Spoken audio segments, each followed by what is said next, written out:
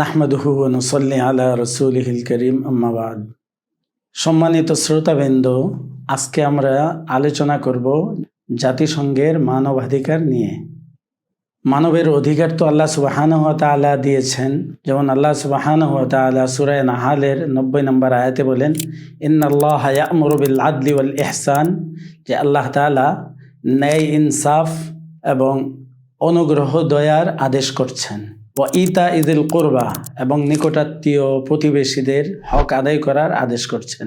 ওয়া ইয়ানহা আনিল ফাহশাই ওয়াল মুনকার, অন্যায়, অবিচার, জুলুম ইত্যাদি থেকে আল্লাহ তাআলা নিষেধ করেছেন। তো জাতিসংঘ আজকে আমাদের দেশে মানবাধিকারের অফিস খুলতে চাচ্ছে, যে আমাদের দেশে তারা মানবাধিকার রক্ষা করবে। জাতিসংঘ আমাদের ইসলামী আদর্শকে অস্বীকার করে। তারা আমাদের ইসলামী আদর্শের উপর তাদের পশ্চিমা কালচার আদর্শ চাপিয়ে দিতে চায়। আর মানবাধিকার কোথায় ছিল সে অধিকার যখন প্যালেস্টাইনে 70 বছর যাবৎ মুসলিমদের রক্ত ঝরতেছিল? জাতিসংঘ কি ইসরায়েলকে বাধা দিতে পেরেছে? বরং ইসরায়েল জাতিসংঘে গিয়া বক্তৃতা দেয় আর মুসলমানরা সেখানে বিচার চেয়ে হাত পাতে। ইরাকে, আফগানিস্তানে লক্ষ লক্ষ মানুষকে আমেরিকা হত্যা করল। জাতিসংঘ কি পারল আমেরিকার বিরুদ্ধে কোনো ধরনের কোনো পদক্ষেপ নিতে? উইগর মুসলিমদের লক্ষ লক্ষ মানুষকে চীন ডিটেনশন ক্যাম্পে আটকে রাখল। জাতিসংঘ টু শব্দটিও করেনি। রোহিঙ্গা মুসলিমদের উপর ধর্ষণ, খুন চালালো মিয়ানমারের জান্তা বাহিনী। জাতিসংঘ শুধু গভীর উদ্বেগ প্রকাশ করল।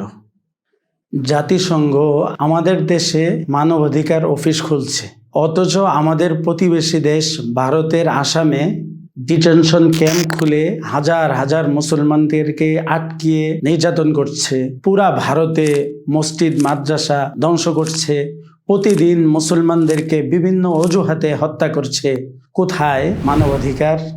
গত 17 বছর বাংলাদেশে ফ্যাসিস্ট হাসিনার সরকার গুম, খুন, ধর্ষণ, ক্রস ফায়ার দিয়েছে, কিন্তু তখন তো জাতিসংঘ মানবাধিকারের কথা বলে অফিস খুলতে চায়নি। এখন কি উদ্দেশ্যে অফিস খুলতে যাচ্ছে? যারা বছরের পর বছর জুলুম, অত্যাচার দেখে নীরবতা পালন করে, তারা আমাদের দেশে এসে মুসলমানদের অধিকার রক্ষা করবে? বাংলাদেশ একটি মুসলিম সংখ্যাগরিষ্ঠ দেশ, যার সমাজ সংস্কৃতি গভীরভাবে ইসলামের সাথে সম্পর্কিত। সরকার গোপনে এই অফিস ঢাকায় স্থাপনের সিদ্ধান্ত নিয়েছে। এতে বিজ্ঞজনদের মতামত এবং আলেম উলামাদের পরামর্শ নেয়নি। এই অফিসের মাধ্যমে তারা আমাদের দেশে কি আনবে? নারী পুরুষের মধ্যে ফিতনা। শিশুকে শিখাবে তুমি ছেলে না মেয়ে, এটা তোমার পছন্দ। তারা অধিকার রক্ষার নামে সমাজে সমকামিতার প্রচার ও প্রসার ঘটাবে। তারা ইসলামী শিক্ষা ব্যবস্থাকে বলবে বিপথগামী। আমাদের ধর্মীয় শিক্ষা, শরিয়া এবং সামাজিক নীতিতে পশ্চিমাদের হস্তক্ষেপ বাড়বে। সমকামীদের অধিকারের বৈধতা, ধর্মীয় মত প্রকাশে বাধা এবং কথিত নারী স্বাধীনতার নামে তাদের ধর্মীয় অধিকার খর্ব করবে। এতে আমাদের পারিবারিক ও সামাজিক বন্ধন ছিন্ন হতে পারে। ভাই বোনেরা, আজ যদি আমরা চুপ থাকি, তাহলে কাল তারা আমাদের সন্তানদের ঈমান নিয়ে খেলা করবে।